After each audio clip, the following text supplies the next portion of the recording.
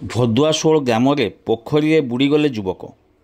ମୟୂରଭଞ୍ଜ ଜିଲ୍ଲା ରାଜସ୍ୱୀପୁର ଥାନା ଅଧୀନ ଭଦୁଆଶୋଳ ଗ୍ରାମରେ ଜୈନିକ ବ୍ୟକ୍ତି ଗତକାଲି ସନ୍ଧ୍ୟାରେ ଗାଈ ଚରାଇ ଆସି ଗାଧୋଇବାକୁ ଯାଇ ଆଉ ଘରକୁ ଫେରି ନଥିଲେ। ତେବେ ପରିବାର ଲୋକେ ଖୋଜାଖୋଜି କରିବାରୁ ତାଙ୍କୁ ଗ୍ରାମସ୍ଥିତ ପୋଖରୀରେ ଭାସୁଥିବା ଦେଖି ଉଦ୍ଧାର କରି ରାଜସ୍ୱୀପୁର ଗୋଷ୍ଠୀ ସ୍ୱାସ୍ଥ୍ୟକେନ୍ଦ୍ରକୁ ଆଣିଥିଲେ। ହେଲେ ଡାକ୍ତର ତାଙ୍କୁ ମୃତ ଘୋଷଣା କରିଥିଲେ। ରାଜସ୍ୱୀପୁର ପୋଲିସ ଆଜି 28/24ରେ ଏକ ଅପମୃତ୍ୟୁ ମାମଲା ରୁଜୁ କରିବା ସହ ବାରିପଦା PRMକୁ ଶବ ବ୍ୟବଚ୍ଛେଦ ପାଇଁ ପଠାଇଥିବା ଜଣାପଡ଼ିଛି।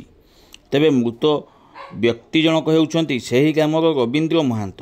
ତାଙ୍କର ବୟସ 44 ବର୍ଷ ବୋଲି ଜଣାପଡ଼ିଛି।